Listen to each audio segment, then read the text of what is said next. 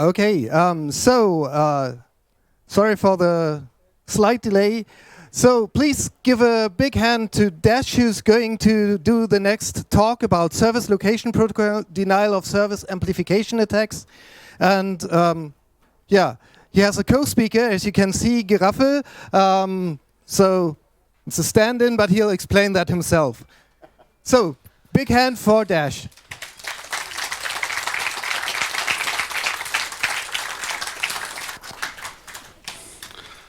Yeah, hello. Thanks. Nice to be here. Yeah, I'm here for the service location protocol DoS amplification attacks. Maybe you have heard or read about it. If not, well, I will talk about it now. Who are we? Normally this is a two guys talk, actually Cryptor, who is not here today. So I brought me Geraffel from the Geraffel village. Thank you very much. Geraffel.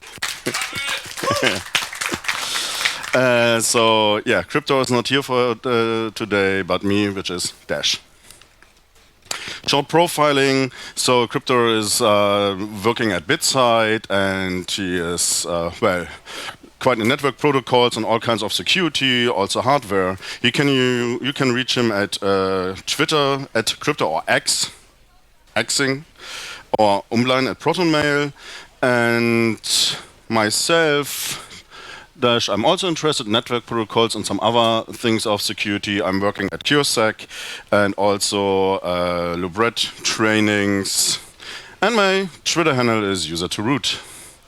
Disclaimer, as Pedro is Crypto, as he is working at BitSide and I'm working at CureSec, we decided to make a joint research. So this research was done by two companies, BitSide, which is located in the US, and CureSec, which is located in Germany. Of course, I do not encourage you to do any sorts of illegal DoS attacks or whatsoever. However, if you want to research those things, which have to be researched, and you must do, and if you want to do it in the internet, please be very calm with that, in the sense of there are also other devices on your way. So you have other routers, switches whatsoever on your path. If you're, for instance, researching one certain vulnerability, it might even affect another device in between. So be very cautious with that. Yeah, and I'm not do work in the DoS field, so I'm not in DoS defenses or something like this, which does exist nowadays. I've learned a little bit from those guys who do that professionally.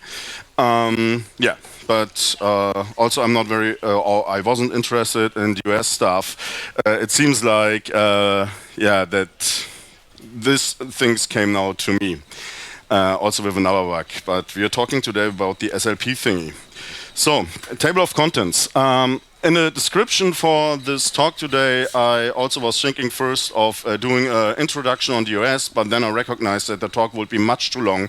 So if you have time afterwards and you are interested in some other things in regard of that, you can ask me. Also, I know that there was another guy also talking about DoS basics here, so maybe you also want to watch his talk. I see, yeah, it's talking about it. So we are focusing here on what SLP is, how the attack work, what else you can do, and that's basically it. So what is SLP? SLP stands for Service Location Protocol. We are skimming a bit through the specification, then how much devices are there, and what the services are. First things first, it was defined in the end of the 90s, so it's now more than, yeah, I think 25, 26 years old. It has a well-defined port, which is 427, listening on UDP and TCP. There are two versions. There's version 1 and version 2. However, version 1, at least in the internet, is not is in small numbers only there, so we focused on version 2, or we focus here now on version 2. SLP itself is for me something like an, you can think of it as an address book for devices in the internet. Not in the internet actually, but as an address book, and I tried for myself to understand it a bit more, or its purpose, to compare it a little bit like an Active Directory MDNS service like this. So, but we will talk about different attributes later. And saying or talking about the internet, it states already in the RFC, which is the last bullet point. It's probably not a good idea to be available on the internet. The service location protocol provides a dynamic configuration mechanism for application in local area networks. So the thing is, it's not even possible or hard to do a real address book for the internet, right? I mean, we are trying this with DNS already, and so this was always intended to be internally. SLP itself has like three major services. One is the UA, the user agent, which is usually looking for a service. And then there's the service agent, which should be a device which is announcing itself, or one or more services. And then it's the directory agent, which should like taking this information and spreading it later. However, those things have been mixed up a bit, and so I took this note also from Wikipedia, which also did reflect our experience, which says today most implementations are daemons that can act as both a user and a service agent, and they also can be configured as a DA, which is a directory agent. So this would be the normal communication flow as it had been intended by the RFCs. Right? So we support multicast and unicasts, and you can talk to a service agent, to a directory agent, and one of them should give you back information, and the other one stores it. And when we started to investigate it, we figured it's much too complicated and made for several devices. We also found no sense. So what we did were thinking of it much more simplified and saying, okay, look, we have a user agent, which is the client or the attacker, and then we have a service which speaks SLP, which is vulnerable, and those which are not, or which we can use for this sort of attack. Yeah, to make it simple. The headers. So this is version 2 only. It has several opcodes. You can see everyone who has ever seen IP, UDP, TCP, whatsoever ICMP protocol header, can read it easily. We have the version, the operation code, the length, and so on and so on. For the attack itself, actually several operations are interesting. The 4 shown here are actually just an example. There is even another one, actually 2 others which are interesting for this. We are focusing on service type request and service type reply, which is the opcode 9 and 10. It's a little bit more down there. The reason for this is obvious. It is a request and a response. However, to make things special, and this is why SLP in this whole amplification thing is a bit more special, is that we have opcode which is called a service registration and also deregistration, but this is another topic as well. So keep those in mind. How much is it spreaded? Well, obviously, I said it already, it should be only in local area networks, but as it happened to be, it is in a lot of other places as well, notably in the internet. And this is most probably because, well, people just place their devices there and the service is enabled, although most people probably don't even know about it. Just a short question, who knew before this talk, before 10 minutes ago, that SLP exists? I would say it's 5 people around, like maybe, don't know how many people sitting here, but it's not the most people. Yeah, right. I understand that. So it's that's the interesting thing about SLP. It's there. It seems not really to be used anymore. It never kicked really off, but it's still in the internet. Okay, how much devices? In February we had around 50K.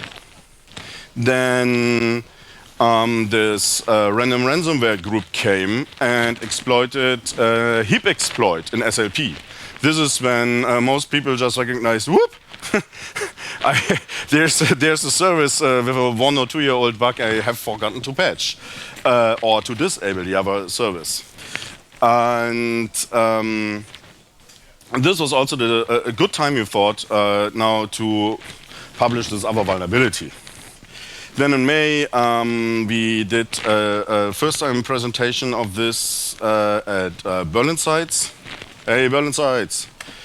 And there it was still 39,000 SLP speaking devices, UDP, service listening in the internet. And then in August, when I checked last time, 3,000 less. So just because they're speaking SLP doesn't necessarily mean they are also vulnerable. At least not for the priming part of the attack. This is a map of all the devices, entities we identified over the world which are affected by this. As you can, I don't know if you can read it, most probably not, but it's basically all sorts of industries you can imagine. And what you can not see is that, for instance, in South America, there's a lot not identified, also not in India, but like the most impacted is, of course, North America, Europe, parts of South and parts of Asia.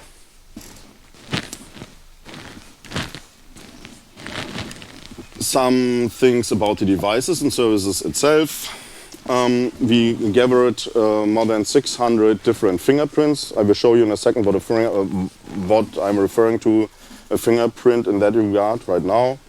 And most of the things, so the most count have been VMware, ESXi, but there were also printers. Yeah, something happened now. Oh, great.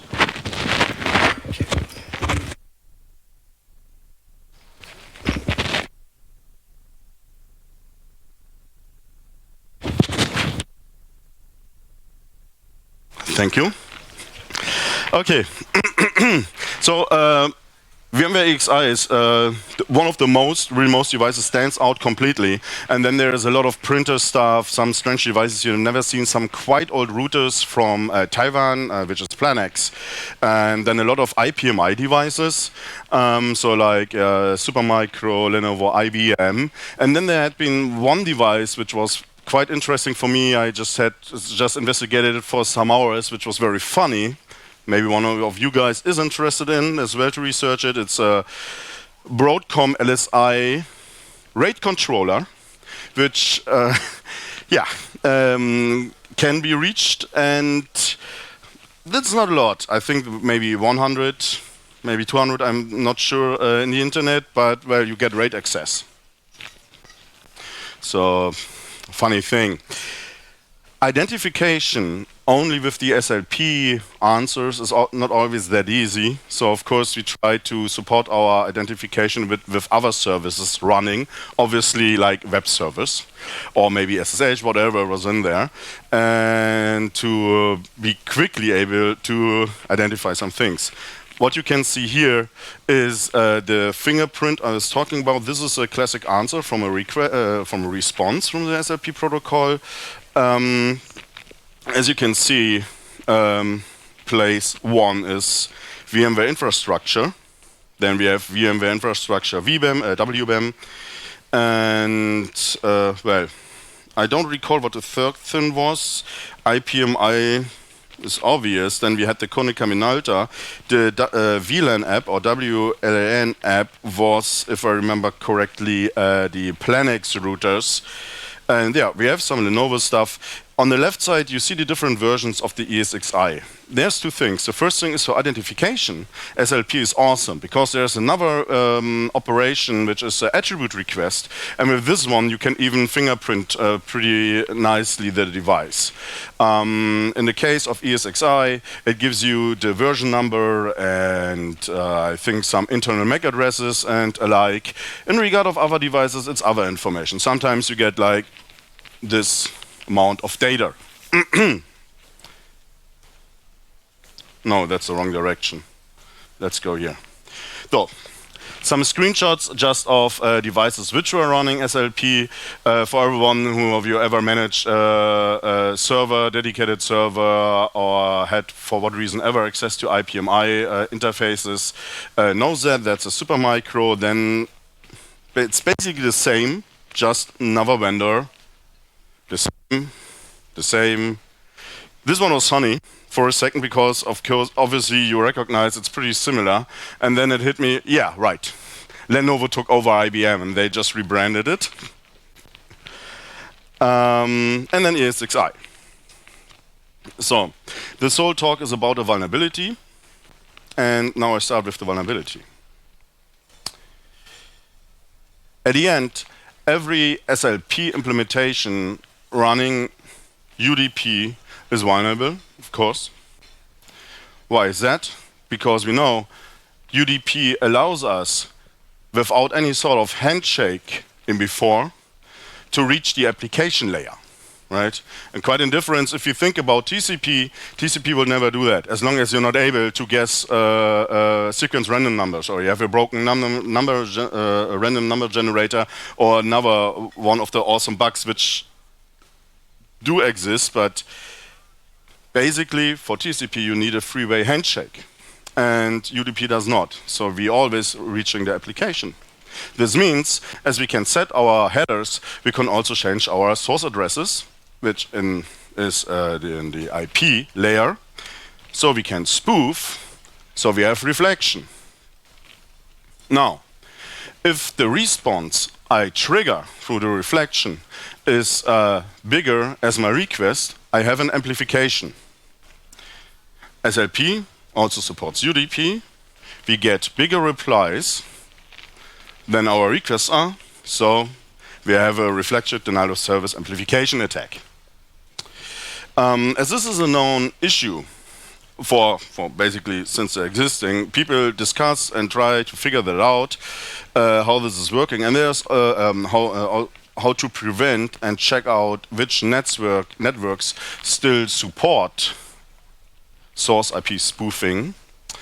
There is this organization, CAIDA, which is checking for this, and this is also where this picture has been taken from, so you can see that there is still a percentage of networks where you can send from spoof packets. So I don't know if any of you guys have ever tried to send a spoof packet, but if you do, you might sooner or later recognize that either the packet is not reaching your target, or, well, it shows your IP address in there. So this is because providers started to change. We're looking out for that stuff. So if you're interested in that and which networks do and which not, you can check at CAIDA.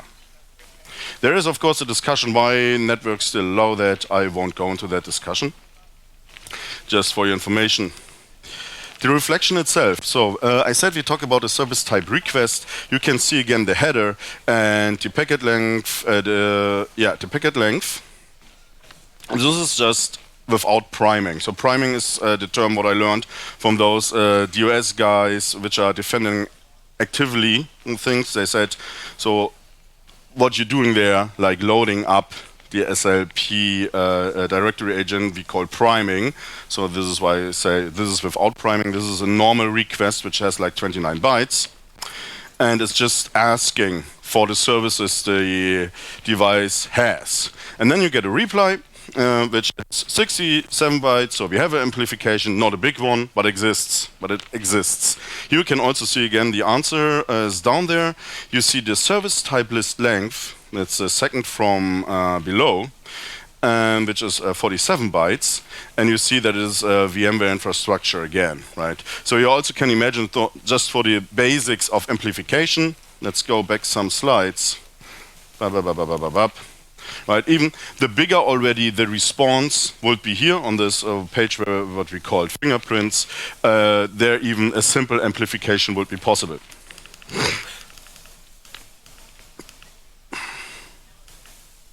Yeah, This is a picture which shall describe the whole process again. So we have the attacker, which is on the left side, which is doing the service type request and says like, yeah, I'm some, this looks like a Google DNS or something like this, and sends it to the reflector. The reflector is the device down there in the middle, and the reflector gets that and responses to this other service. That's just a classic amplification, like you can also find it in other protocols like DNS, NTP, memcached, SNMP, and so on and so on. Now, is there space for more? Is there room for more? Yes. This should be a video, but as this is not my device, because of the technical issues, there's no video, but I think the picture explains it anyway. So what is the SLP amplification thingy? There is the arbitrary service registration. As you recall, this is the opcode number 3 from the protocol, and this is a special thing, because what you can do now is you can remotely register another service.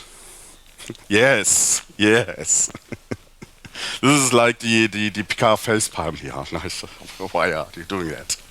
So what this means is, what does this mean? This means we can add another URLs. This would be also funny if any device is really working with this SLP daemon, but for us, for this sort of attack, this is also funny because it means we can put a lot of new data in, and this data is later reflected. There is actually also some crypto things in there, but and sort of authentication, but we have not really found it. So our major impression was that SLP is sort of abandoned, sort of. I mean, there was, if I recall correctly, since 2013, no additional development in the OpenSLP services, at least. Obviously, VMware had to create some patches for the heap overflows they introduced, but yeah, that's it. So, conclusion, long story short, in practice, everyone and his dog, or giraffe, everyone and his giraffe can add extra services. How we do that? Now, here you can see the service registration header and Wireshark extract of it. The blue background thing shows you the new registered service. As you can see, this is a classic scheme. In that case, it's just SLP load test, and then we have 2 dots, // name, a port, and then just some random data. And this is what you can do as long as the directory service or the SLP service is taking the data. You just can put it in there. So we put that thing together, right? We have this address thing we can.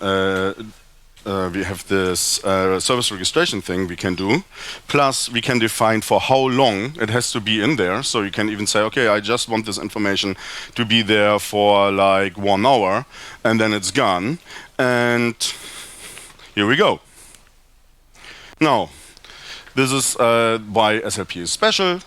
Everything I said in the last 5 minutes in one slide. Before we start with the reflection, we load up our reflector. We add services, services, services, services. As soon as it's full, or as soon as I know I cannot fill up any more data, because what we figured is that although we had services which had like space for up to 65,535 bytes, of maximum data, so 16 bits. So bytes, but 16-bit field. So we also figured that some devices, especially also VMware, were stopping at certain levels. So if you tried to add more data than, let's say, 1K, so 10,000 bytes, it was like, yeah, okay, I don't do that right now anymore, and was just sending back 4,000 bytes. So you also have to check a little bit out when you do the priming, what sort of device you are priming. So after you have primed and added some extra data, you just do the classic reflection thing. And in this particular case, we raised the possible amplification factor from 12 to 2230, which is already quite big. Actually, it is next to memcached, if I'm informed correctly, one of the biggest amplification thingies possible right now. And also next to that, there are still devices in the internet available. Here could be another video. Yeah. This is a picture explaining how much traffic, for instance, with, I think this is one threaded only, could be possible with abusing several devices, and that there's indeed some amplification potential. Yeah, the disclosure thing, responsible disclosure is always fun. I guess everyone who ever tried it knows that it is. As there were a lot of products involved, we thought, okay, it would be nice to go with someone who's taking care of most of the stuff. In this case, it was CISA, which is, if you don't know, an organization in the States. I think it's CISA.gov, and they took care of informing the vendors. And yeah, that's what they did. Supposedly 1,700 vendors had been informed. There were several discussions with VMware to explain what was going on about those issues, and there had been a lot of meetings with CISA. Yes, and then, as you know, in the process of disclosure, you have a date when things are published. And short before this thing had to be published, Crypto reached out also to some other friends of him who are working in this field, and is like, look, guys, we are publishing now this SLP thing. You know about that, right? No. They did not knew, which was pretty funny. So they were were quite surprised. So also have we been, because we assumed that CISA took care of it, sort of, so the coordination. So we ended up in some funny chats with interesting guys doing this DoS defensing stuff, and yeah, and from there we also had we were discussing and also sometimes monitoring the things together. So the active monitoring, after the publication, nothing happened. The write-up was a funny picture we saw in that correlation, like, okay, nothing is moving here, so let's go on. Actually, then something happened. What you can see here is we have, again, a world map with some red dots on it. The red dots are the systems which had been primed by someone, and the green dots, obviously which not. And what you see on the right corner is like a map Crypto has created, which is at his wall with some LEDs behind it. Is some project he published some years ago, which I found pretty funny. So he does not need to look at his logs or monitor. He's just entering his room and see at his wall if there is something going on or not. Yeah. Open in Firefox? Nah, probably not.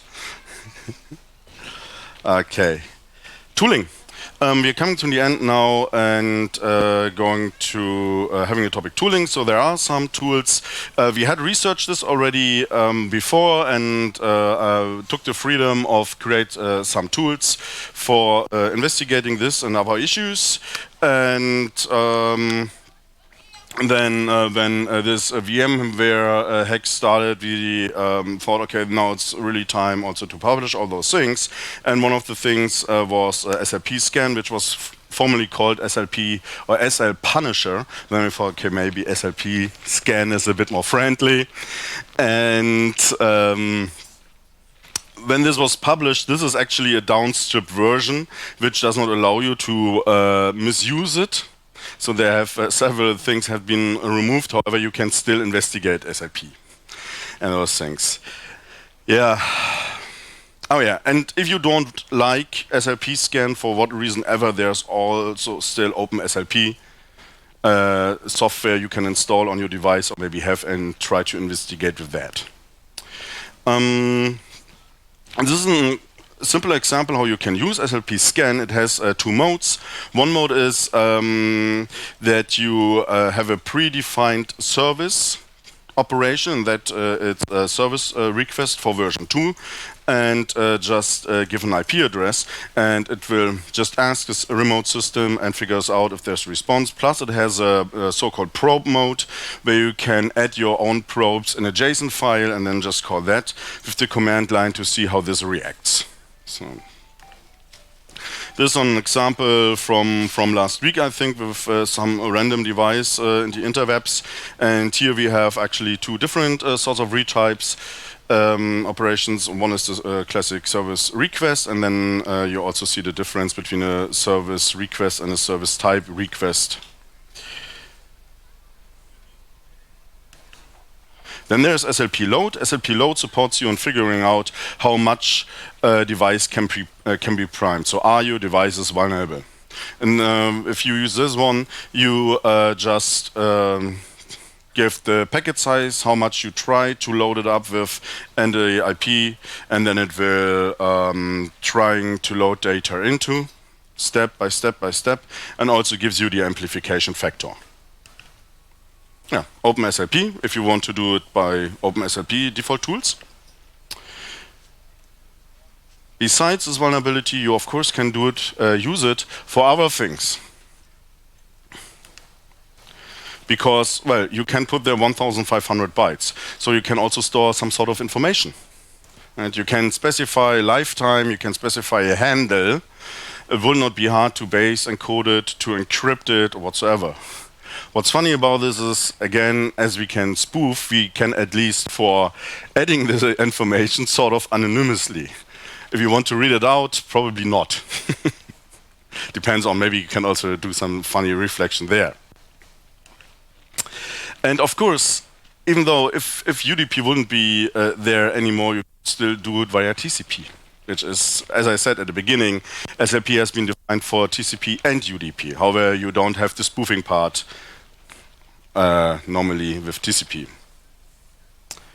If the data, however, you can store with SLP is not enough, if you want to store data, you maybe can go with something like a global PJL network, which was sort of introduced already around 2000 by Finolite. Then C2 infrastructure, of course, as you can store the information, you can also abuse it for that, adding some SLP to your C2 infrastructure and have your main system there. What would be also funny is if someone is using or doing a global defense, because you don't have only the registration service, but you also have the deregistration. So what stops you from removing a service which is already there? Like, this would be also funny. So we were thinking, okay, what happens if you monitor all the devices, let's say 1 hour per day, and then if you see, okay, there's some priming ongoing, you just unprime it again. This was a funny thought. References. So as soon as I have published the slides, which might take some more days, you can also check out the references or make a photo. And questions, I'm at the end of my talk. Thank you.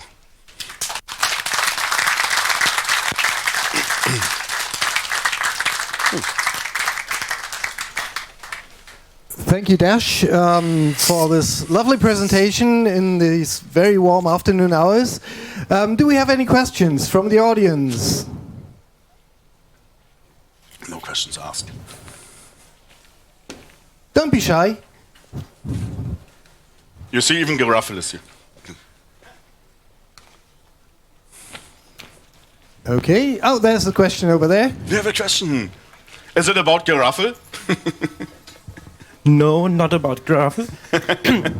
I missed a short part of your talk. I'm not sure if you answered this. Have you seen any attacks in the wild using this?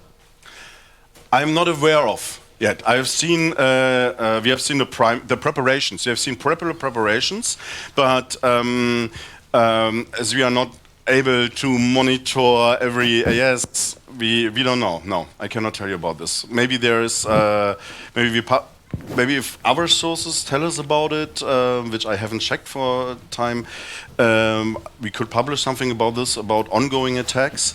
But my current answer is no. Thank you. We have one question from the internet.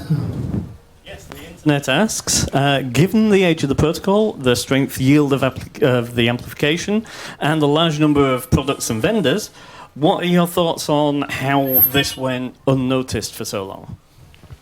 The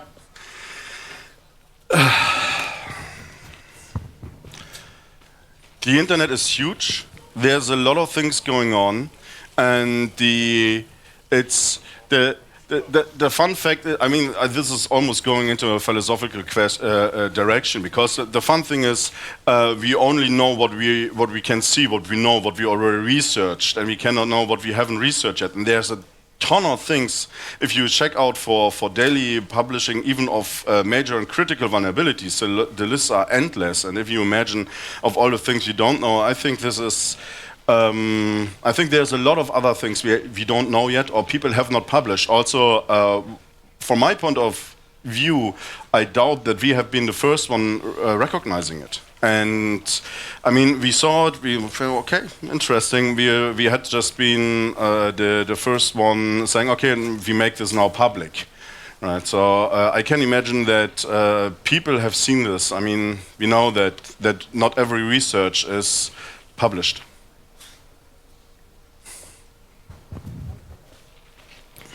Okay, any further questions? That does not seem to be the case, so thanks again, Dash, for this lovely talk, and thanks, Giraffe, and then have a pleasant day.